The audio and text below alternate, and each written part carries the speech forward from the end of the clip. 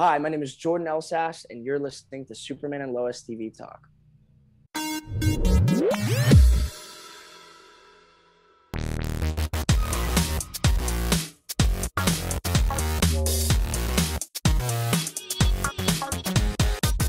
Welcome back, everybody, to Superman and Lois TV Talk. I'm Derek. I'm Frank. And I'm Robin. And we are joined by a special guest today. Some of you may know this individual. I think you guys may know him. Mr. Jordan Elsass. Jordan, thank you so much for being on the show. We appreciate you joining us today. No problem, Derek. I appreciate you guys having me. Man, it's how's is it being back in Vancouver this week? Man, it's it's a place. It's a place, that's for sure. It's rainy and kind of dreary, and I mean, I don't know, it's weird. It's this weird, like, I want to say like a dichotomy between it's sort of depressing, but also at the same time very cozy, and yes, it does feel like home now. I would say, like, when I was here last year, especially like really deep in the midst of COVID, it was just awful, like, all around. But now that I'm back and we kind of see the light at the end of the tunnel, and people are starting to kind of finally chill out a little bit, I feel like it's definitely going to be a better year. So that's the hope anyways. But yeah, definitely. Well, and you're from Texas, right? Right. Yeah. So that's a big, I'm from Mississippi. That's a large jump. Massive. Culture shock and everything. Yeah, for sure. Well, so what is your your history with Superman, like growing up? A little birdie told me you like Smallville. You were a Smallville fan back in the day? Huge Smallville fan. I watched all the seasons. I watched all 10 seasons probably twice when I was younger. And honestly, I gotta say, I don't know if they're still on Hulu. Last time I checked, it was, but I would definitely go and watch it all the way through again, I think. If I it was a great show. But my history in general with Superman, I'd say, I was definitely more of a Batman guy, but I was always DC through and through. That I can say proudly. But I don't necessarily think that I was ever a huge Superman fan. But it's funny that I even watched Smallville because of that. I think, like, it is weird to me that it's sort of a coincidence that I did grow up watching it, because I didn't really read any comics. Superman was never like Superman Returns, and even like Christopher Reeves, like the very early Donner films. I wasn't that big of a fan. My parents were, and they were like, "Oh, it's classic," and I'd seen them all, but I wasn't necessarily the biggest fan up until Smallville, which I discovered probably when I was about 10. I think they'd already come out with all the seasons, and 10 or 11 I started watching it. And I mean, that's pretty much my history with Superman. Nice. I mean, and then I got this, and now there's it's a new chapter, I guess. But is it random for you, like walking on, I know in the Kent farm you guys use, isn't that just a facade? I mean, no, actually the interior is a set, but isn't the farmhouse just a facade? Well, it's actually the farmhouse is real. It's 100% real, but it's right. Probably 20 miles away from the studio where we shoot. Obviously, like you were saying, right. all the interior scenes, that's a facade. Yeah. And in the way of the house was built just for this. So if you go into the house, it is basically a facade, but it's not a facade in the way of like on a studio backlot, how it's just the front. It is a complete house. Yeah. But yeah, the inside is not.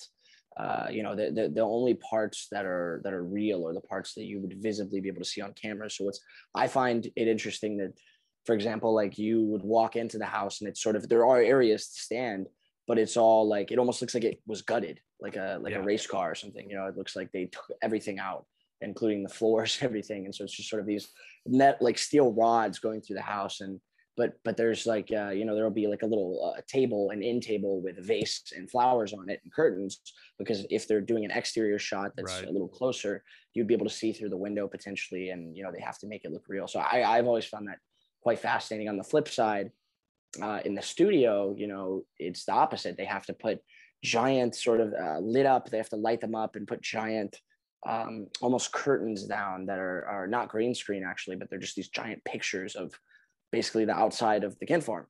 So then that way, if it's, they keep it blurred so you can't see it, because obviously it's like not that real. Yeah.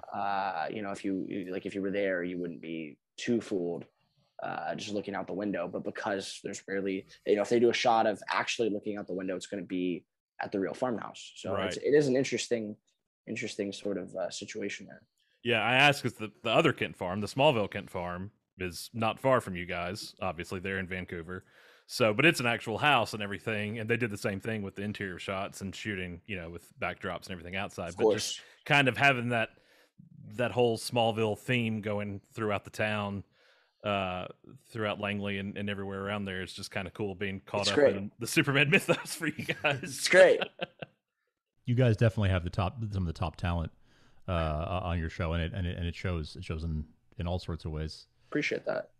And like the way that you guys all as a cast have gelled is really, really cool to see. That the core four of you really are like a family, and you and Alex really do come off like brothers in that way. Is that something that you were able to cultivate sort of off camera as well, and bring that in? Because it really seems like there's a lot of sort of give and take and ad libs that you guys bring in that give it more atmosphere.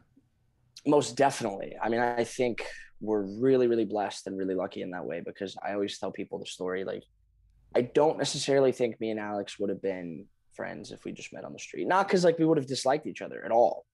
I just think we would have never taken the time, because we're so different. Like in real life, we're so different. And yet we're best friends. Like literally this guy, like me and him are in sync. It's unreal, really. I mean, I don't think I've ever had a cast bond as close as I do to Alex. I mean, I'm very close with Alex. Tyler and Bitsy, I got to know him a lot better, even just over the past few weeks of being back. It's really good to see them again and work with them. And I just think, I mean, we spend a lot of time, all of us on set together, sort of developing that relationship. But yeah, especially me and Alex, we definitely last year, because of COVID, we're sort of almost forced to hang out, and because of that, we gave each other a chance in the way of like really like beyond, because you want to be friends with everybody that you're working with, right? And usually you are, or you at least try to be, but it is different when you're really actually close, like almost beyond a work level with somebody in the cast, and you're actually like choosing to hang out. It's not like, oh yeah, I'll see you at the rap party or whatever. Like, yeah, for sure, catch you later. Like, no, but like we're actually friends, and I definitely think that made a big difference. And for that reason, I'm very thankful for COVID, because like I said, I just don't know if it would be the same dynamic in the show if it didn't feel the same in real life. If it didn't feel like we were so almost brothers in real life, I don't think it would shine through on the show quite as much. And for that reason, I think that I see a lot of people saying, oh, I like the brothers, I like the dynamic, and I think that's probably a pretty big contributing factor. Do you have siblings? I do, yeah. I have a brother. He's 30, just turned 32. So you have that relationship. That's something easy to play on screen. I'd say so, yeah. Yeah. I mean, we constantly talk on the show, and I know it was a lot of pressure about, I think, you go to a show called Superman and Lois, you want to just hang out with Superman and Lois, but I think Jonathan Kent is probably the heart of the show at this point.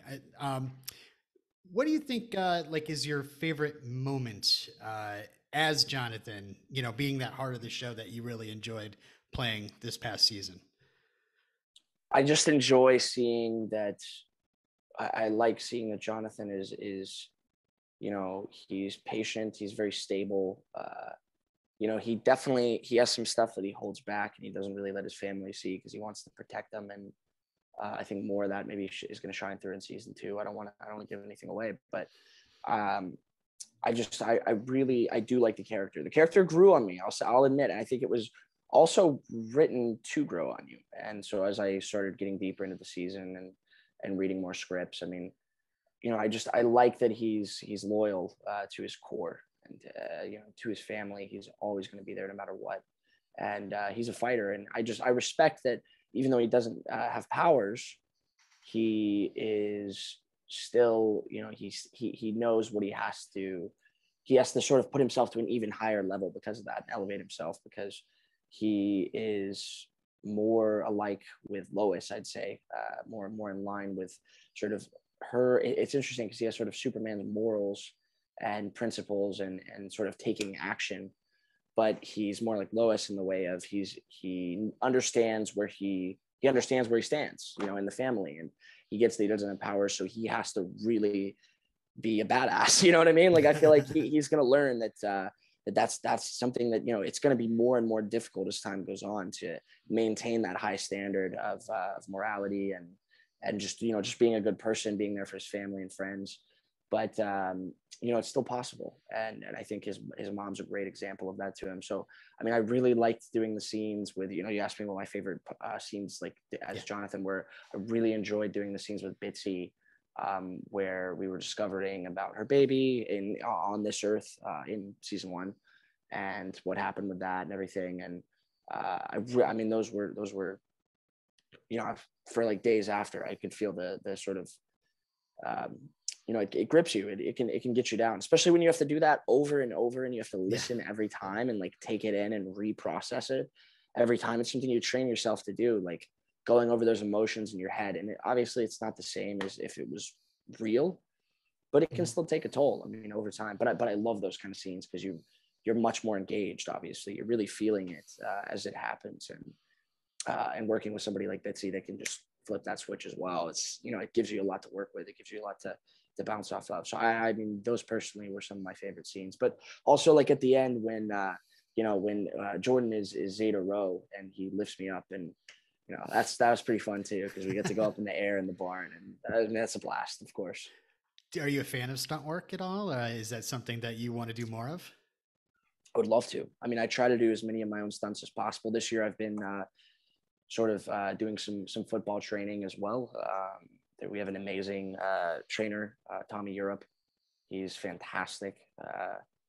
He played for the CFL, and he's been a personal trainer for years, and he's great. And so been working with him to hopefully be able to get on screen more for the football stuff, because last year a fair bit of that was my double. So I'd like to, yeah, I mean, anything that I can do that's physically engaging. I just, you know, it helps me connect to the character. I'd rather be doing something rather than sitting around. If I'm working, I want to be working, you know? So definitely. Yeah. I was wondering if you guys were going to get into more of the football stuff, considering Jonathan's injury. Right. When you got the sides, when audition came around and you found out this was the son of Superman, I mean, what did you expect versus what you saw on the page versus where you're sitting now? Well, I expected, I mean, I'll just say this, first of all, I'm very pleasantly surprised. Not because I ever thought that the character was going to be bad or not likable or anything like that, or that the show was going to be a flop or anything like that at all. It's more just that I was expecting, number one, I was expecting the character to be smaller, and I was expecting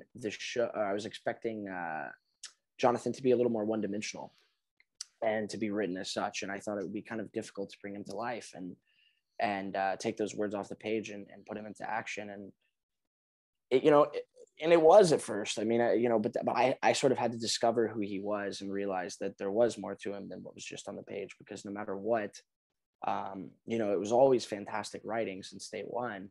But until I actually kind of figure out who the character is, it's still just going to be this, even if it reads as a natural performance, it's like, you know, where's that range of emotions and that actual story? Like, you know, everybody has their story that they on a day-to-day basis, you know, they're living with burdens and fears and hopes and dreams and all this. And it's like, if you can find that and you can bring that to the character and really feel that, like I was saying earlier, like if you can feel these things and live them, that's what just makes it such an excellent performance. And I still think I'm working on that. I mean, you know, it takes time, and but I found that the writing got even better as I went on. I don't know if they were expecting Jonathan and Jordan to be as I guess sort of popular as the characters have been, and so for that reason, I think they had the option to they'd written it where it was actually genius, where they sort of had an option to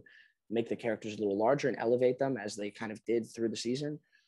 Or bring them down a little bit if need be. So, but they kept it balanced in the beginning, so they had those options of sort of where to take the characters, because I think they were curious to see what me and Alex were going to do with them, and if we could handle this. If it was Alex's first lead role on any show, and I mean that's a massive one. You know, I mean, Yeah. Alex is, and of course he's rocking it. It's unreal. Like if I'd come in at his age with that level of experience, I think I would have bombed it. I think I would have made a lot of mistakes. So I'm blown away. And of course, I haven't done that much either. But like, you know, I've been acting a little longer and have worked on a few decent sized things before this, and it's definitely my biggest role by far. But I mean, just coming into this, it's really cool to just see that character come to life and work on that. But is there a moment? Obviously, you talk about other stuff you've done, Little Fires Everywhere. I mean, there's a huge amount of work you've done, but something like this and going to Vancouver and being part of this 80-year mythos. Was there a moment where you just walked in and you were like, "Oh hell, this is a lot bigger than I ever anticipated"? Every day, bro. Every day. I'm telling you, every day I'm like, I like disassociate on set. Like I'll start like out of body experience where I'm just like this is insane. I'm like, you know what I mean? Like you could pull from that a little bit, because as Jonathan, I guess just the marvel of Superman being his dad. I mean, there's a little bit you could kind of work into that and weave with. I agree. I agree. Always looking for those moments. Always looking for that. What can I use in my day, like emotionally or physically, that is gonna be in the character. You know, if I can find those similarities, that's always really helpful. I mean, if I'm playing that part and Tyler walks out in the suit, I'm like, well, I don't know what I'm doing now. I forgot my whole morning. Exactly.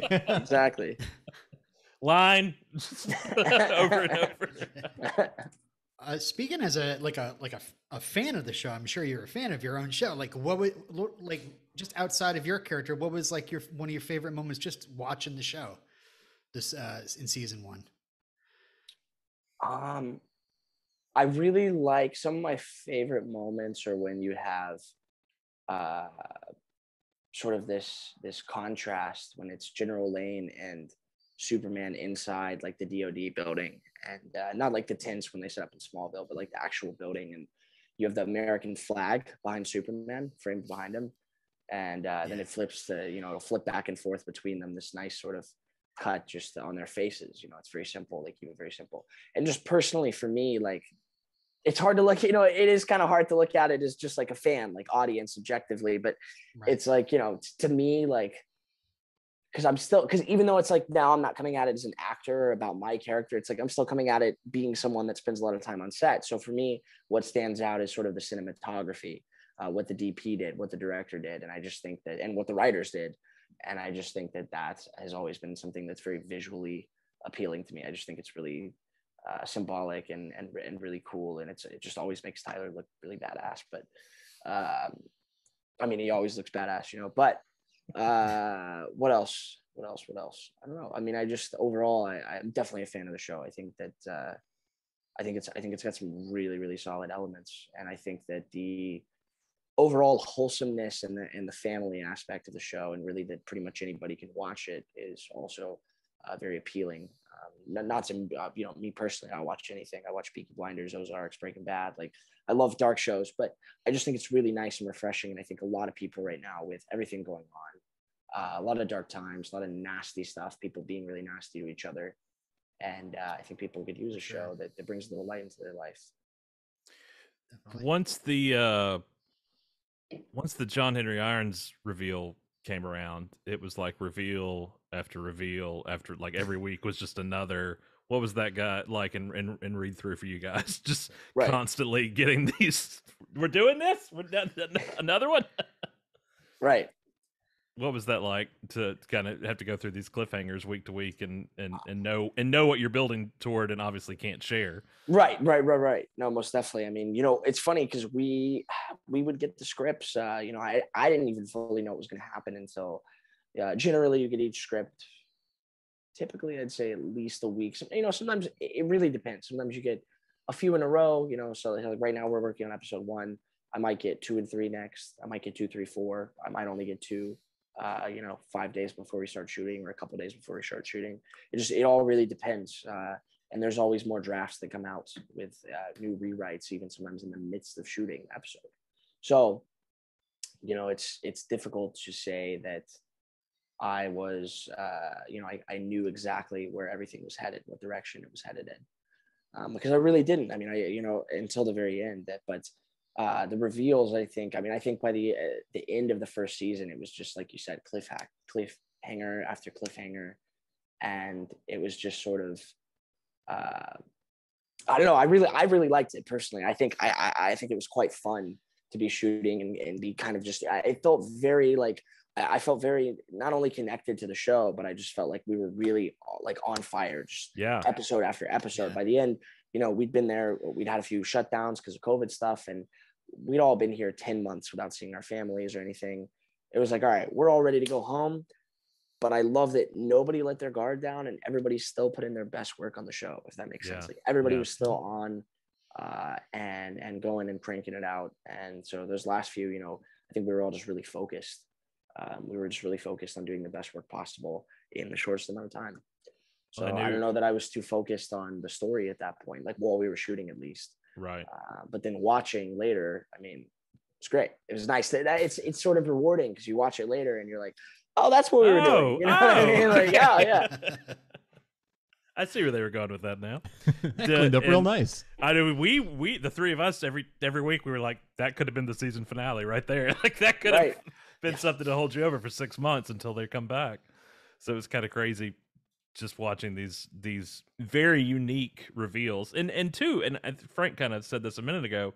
You guys are kind of in your own sandbox in the whole Arrowverse thing. I mean, it's almost like a sequestered show versus the interconnectedness of Supergirl and those other ones. You guys have been able to build something on your own, literally out theoretically on the farm.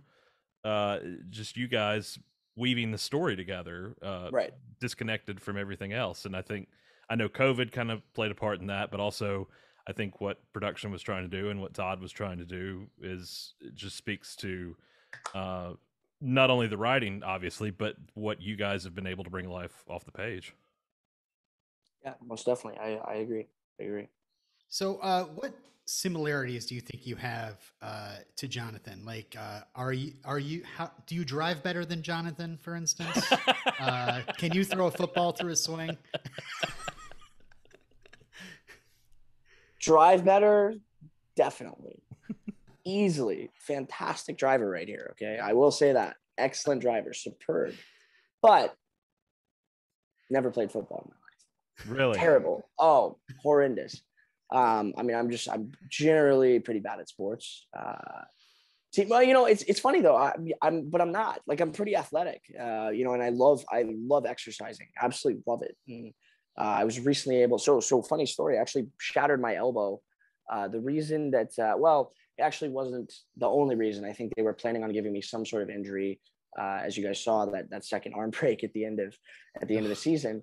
But then they decided to make it that arm because I actually shattered my elbow and had to get surgery. So that's what that big old scar is. But it's funny because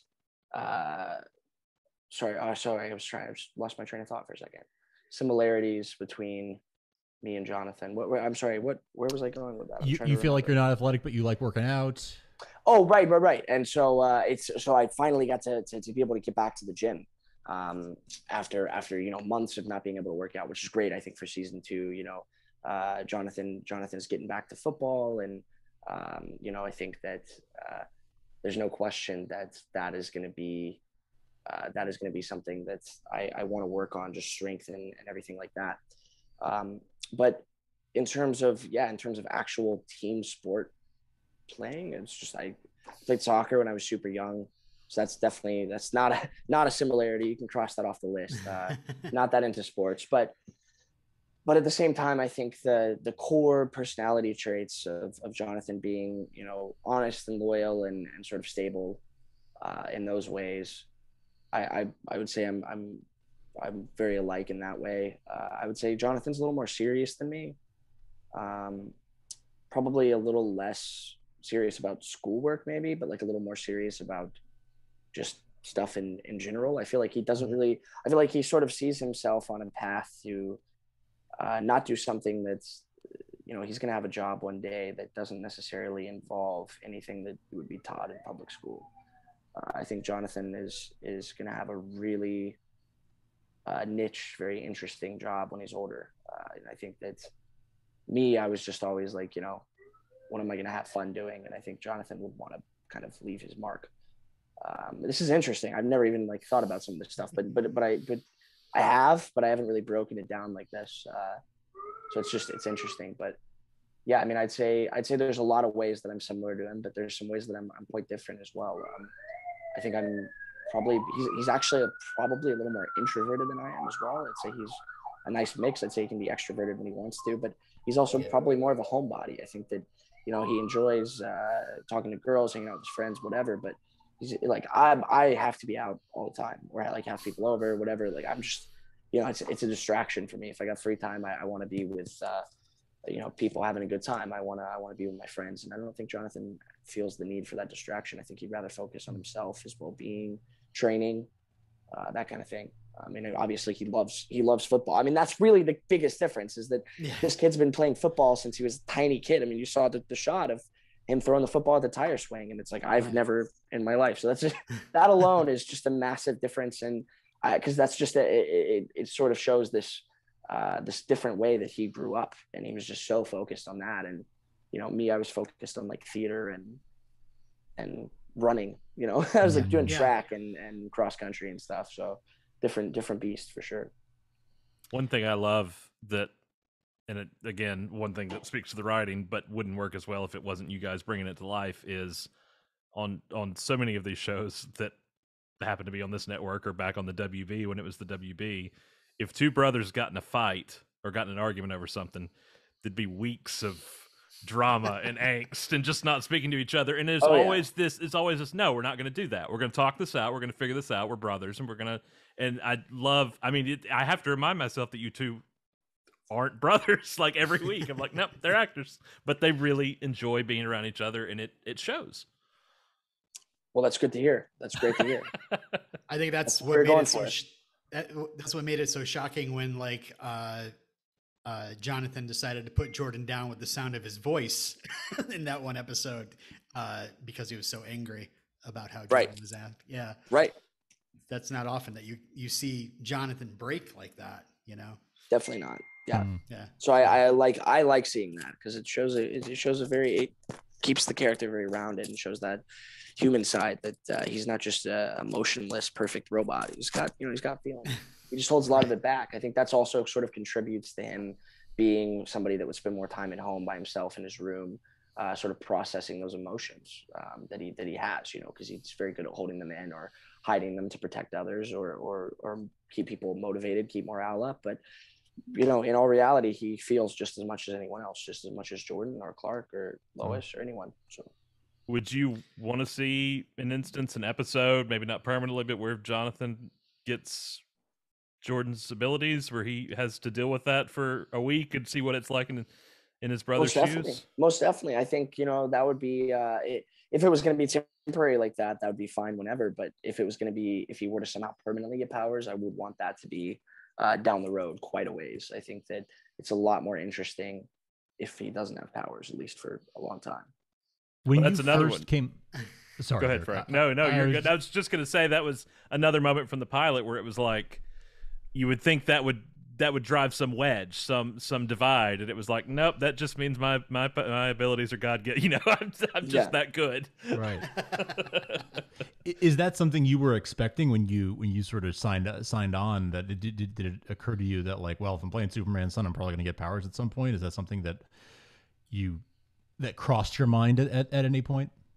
I mean, most definitely. I mean, you know, in the comics, John Kent is Superboy, or what is it, Superman Prime, I think, as well. And he ends up there's one where I think he becomes Superman, and then there's the I mean, obviously Superboy is the most common sort of rendition, but yeah, I mean, I don't. It's funny because you know, still as far as I know, I'm not getting powers anytime soon, but I also think that it's not out of the question at the same time. I think that it's definitely a possibility, and especially temporarily. There's I mean, almost certainly, you know, we've seen in Smallville, I always talk about, you know, the red kryptonite. He gets the class ring, and he gets the motorcycle, and he's going crazy, and you know, getting with a bunch of girls. We need the Jonathan Breaks Bad episode. Yeah, that'd be sick. It'd be great. It'd be great. You know, but Yeah, I mean, I think that there's always a possibility for temporary powers for any character. You know, it's the world of Superman. Kryptonite's everywhere, all different kinds. You know, now we've seen XK, we've seen regular kryptonite just in the show alone so far. So we know there's a couple different kinds, and one of those can give humans, regular humans, powers. And so you never know. It's definitely, but on top of that, I mean, obviously, you know, Jonathan could be a late bloomer at the same time and could be getting powers down the road. So really, you know, I wish I had all the answers, but I couldn't tell you even if I did. But I can tell you with honesty that even I don't know what's going to happen with that. But it would be exciting. It would be exciting just to even do the, like, because, you know, of course it's CGI. So it's just Alex and me always make fun of like the, you know, the super hearing. You have to be like, yeah. Or like, you know, or the laser eyes. It's like, that's what you do at the screen. Like You've got it down awkward. pat. You've got it down perfect. Yeah. Oh, for sure. I'm telling you, I'd be a beast if I had powers. I would look so good on camera. I know exactly. I've seen everyone else practicing, so now I know exactly what to do. I've been watching. I got it down. Maybe we'll have like a Freaky Friday thing with you and Jordan where you swap powers or something. I like that. Perfect. So obviously the world gets a little bigger at the end of the season finale, with Natalie arriving on Earth Prime as it was, and no spoilers. I know I'm not going to ask you for spoilers, but what is that contrast like between Jordan, Jonathan, and Natalie now going into this season? What does it look like for those characters? Well, I can't give away too much, but right. I will say that there is definitely a Natalie storyline coming up, and they are going to develop a relationship, all three of them, and get to know each other more. And I'm excited because Taylor, who plays Natalie, is freaking awesome, and she nailed it last season, and I think she's going to be, you know, in this season just as much, if not more. So I think that you guys are going to see more of Natalie and see a backstory there, and it's going to be very exciting stuff. I'll say that. Was that cool to read that reveal happened when you guys were doing the read through for that episode and realizing what kind of cliffhanger that was going to shape season 2 to be? Most definitely. It was super exciting.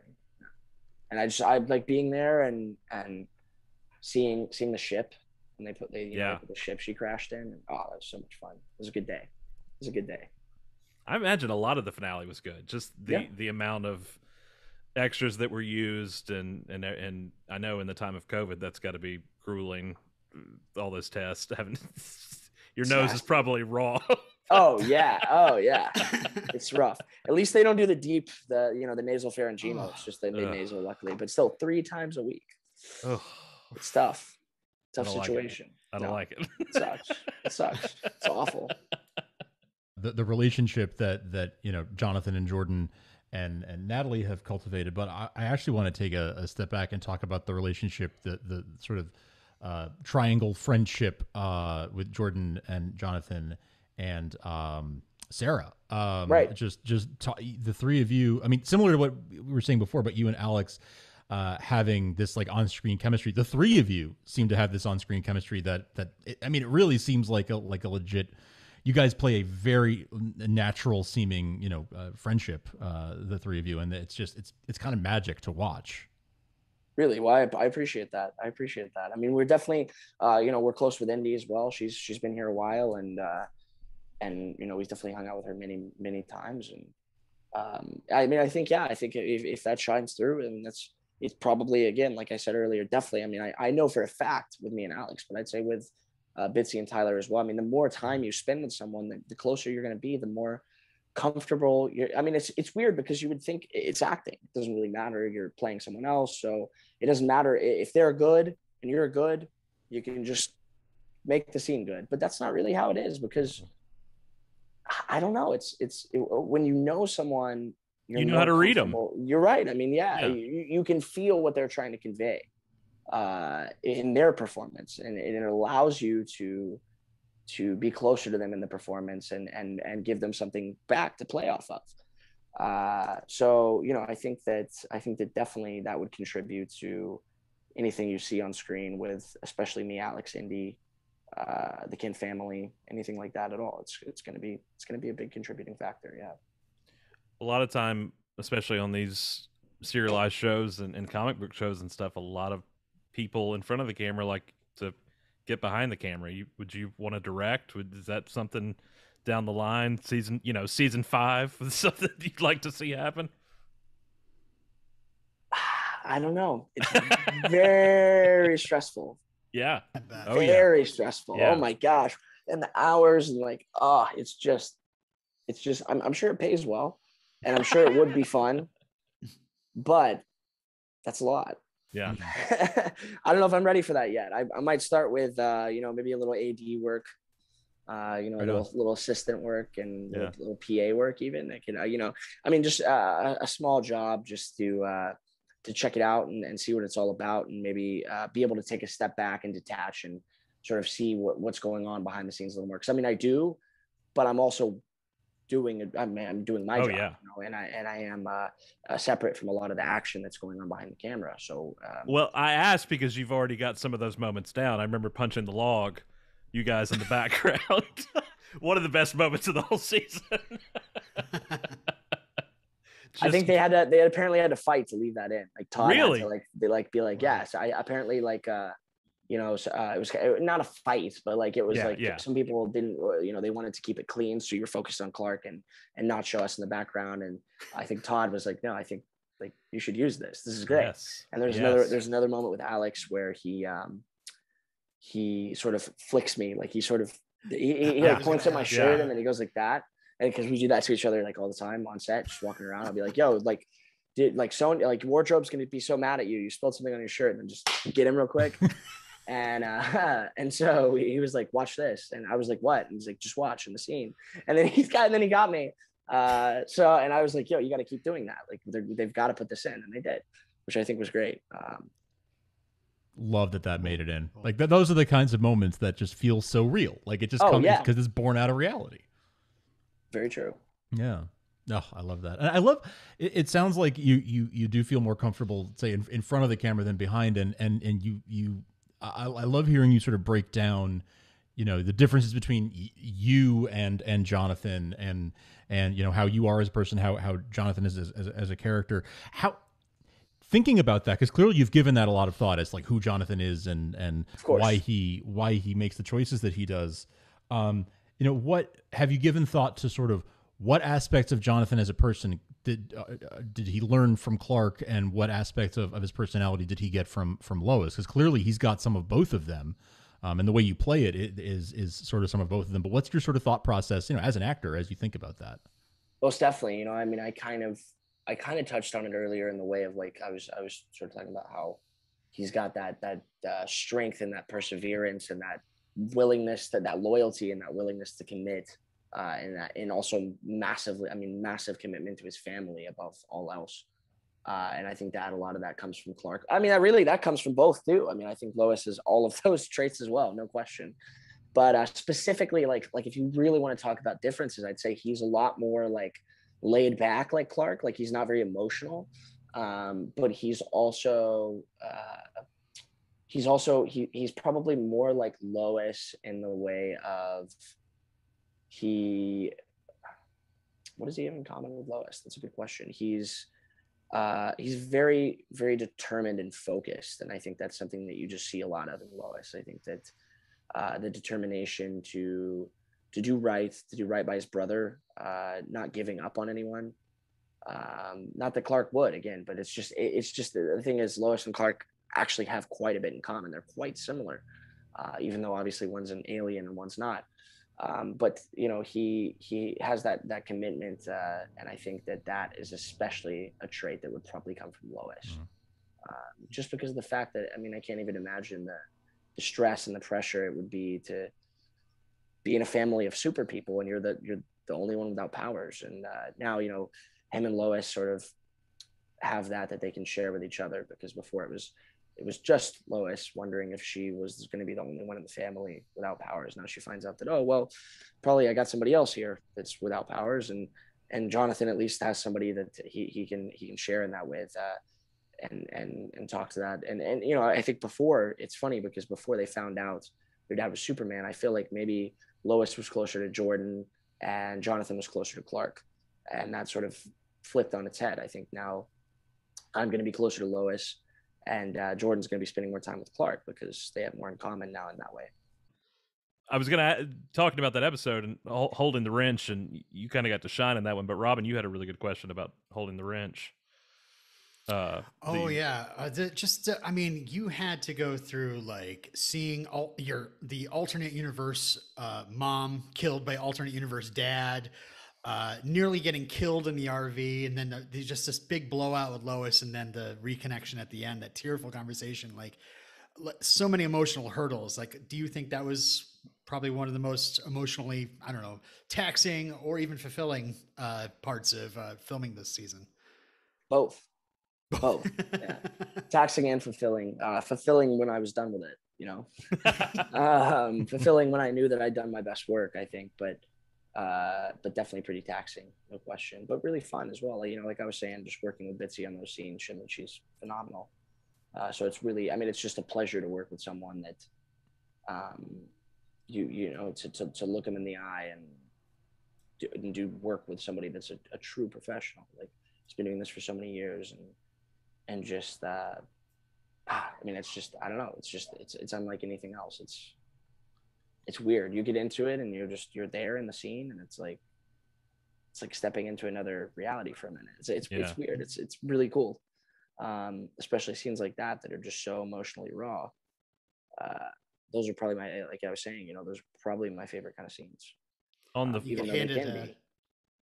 get handed a script like that, I wonder if are you like, here we go, this is going to be good to sink my teeth in, or are you like, oh my god, Lois Lane yells at me.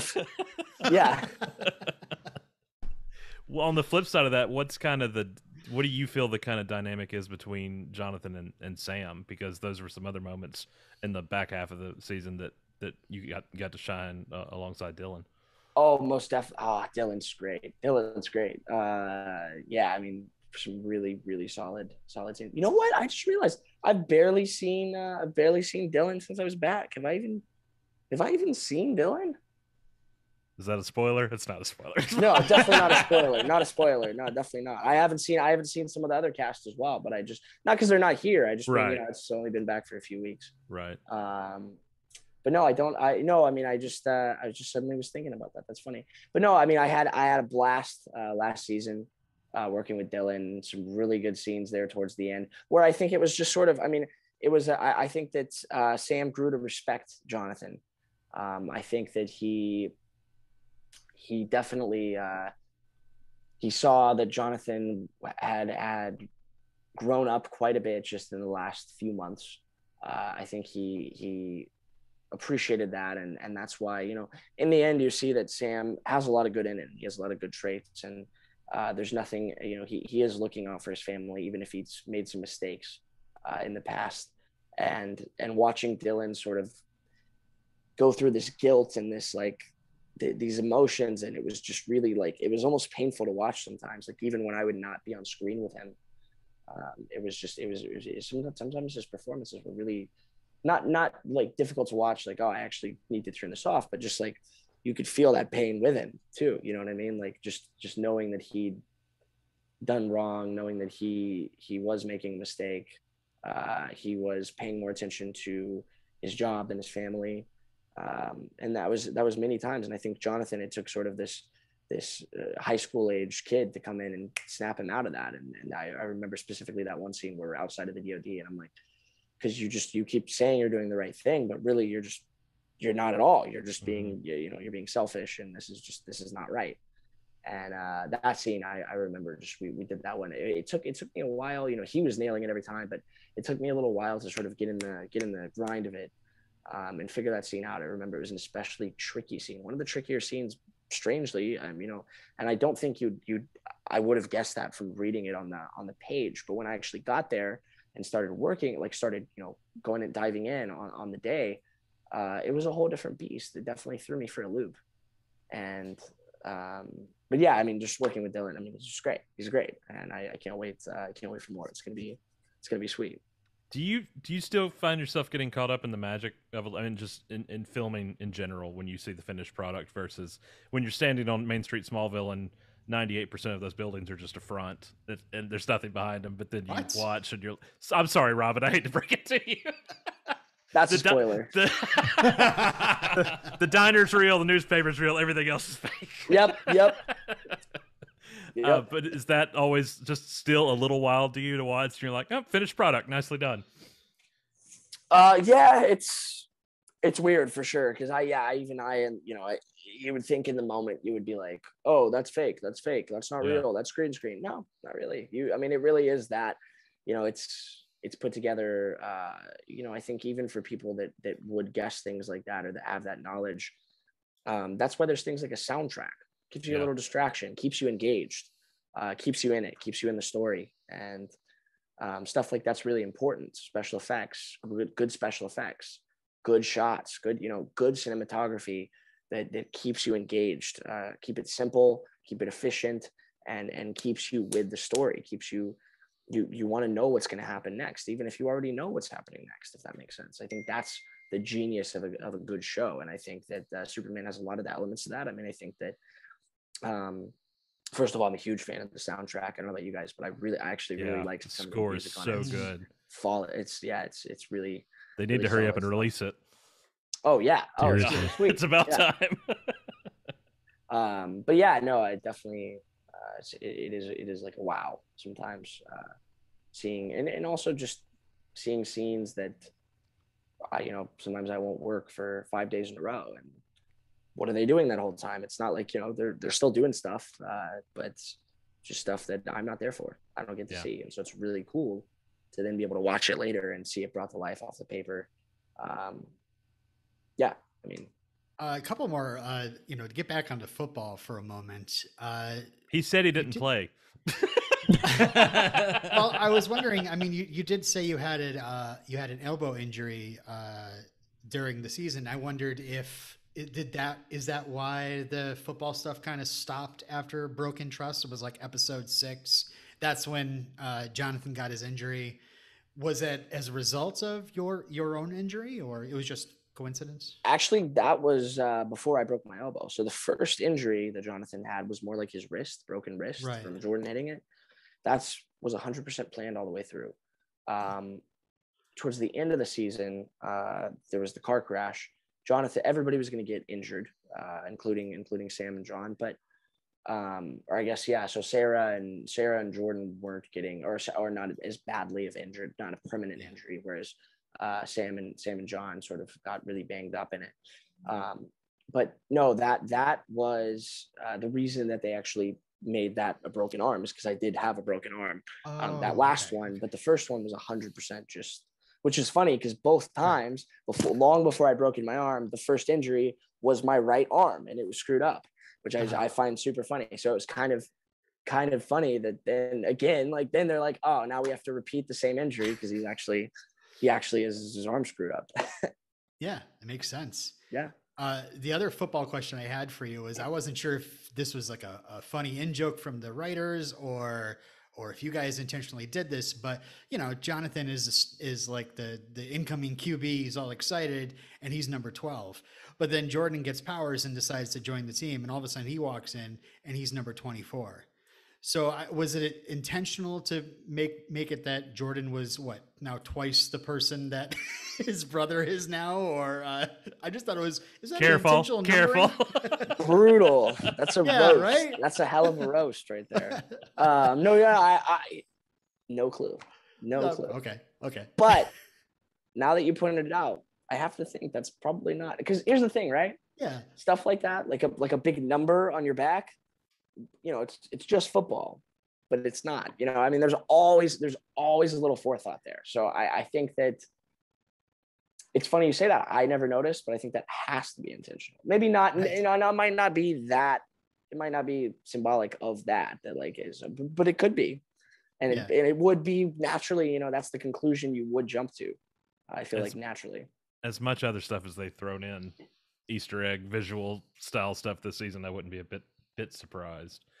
Obviously you guys are filming 201 right now, and I know the episode title came out and I completely went blank on What Lies Beneath. What Lies Beneath, which ghosts right out of the gate. Exactly. Yeah. So we're gonna find out Clark murdered somebody in a bathtub. It's gonna be this whole thing. Oh boy. Just Bates Motel. Start. It starts. What are you looking forward to most of the season? I know you said football, and you kind of hoping to work a little bit more and do more of your stunts, but Jonathan specific, what are you hoping to see shine in season 2? I want to see Jonathan. I want to see more of the side of Jonathan that we didn't see last season. I want to see more of Jonathan struggling, like openly, and I want to see him have to. I just want to see Jonathan be tested. I think that's. You don't think he was tested enough? No, for sure. But I'm talking about think about it. He's a strong character, right? Oh yeah. So I want to see him like get tested, like pushed to the limit. Did you see? Did you? I'm sure you get tagged and stuff on Twitter and Instagram. There was a fantastic meme toward the finale. They had put your head on somebody. Was it Wheel of Fortune or Price is Right? But it was all these just terrible things on the wheel that had happened to Jonathan. That's hilarious. It's so funny. Yeah, just one bad thing after just another. one thing after another. Broken heart, broken arm, just over and over again. Nasty. But Terrible. yeah. But you've got a lot to look forward to this season, I think. It's gonna be good. No, it's gonna be good. Some positives, some negatives. It's a good season. And even aside from my storyline, it's just like it's packed. You guys are gonna love it. It's gonna be really, really good. And the show now is streaming on HBO Max, the full first season with all the unedited episodes. with all the extended scenes that didn't broadcast on regular air. So that's good. Jordan, we appreciate you coming on. We can't wait to see what season 2 holds in store, and we look forward to watching it when it airs, hopefully in January. Is that what we're looking forward to? I think, yeah, January. So we look forward to it. Thanks, man. Good stuff. Thank you guys so much.